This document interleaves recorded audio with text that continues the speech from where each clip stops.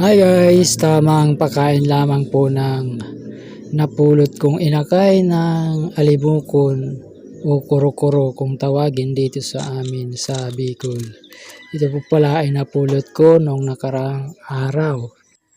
Ang isinusubo ko po pala dito ay feeds ng baboy. Ito po ay pwede naman ibigay dito sa inakay ng alimukol, at ito nga po ay tinutuka niya naman, gusto niya naman yung lasa. Ganito po ang pagsubo sa kapag inakay pa ang ibon. At pinapainom ko po ito sa daliri lamang.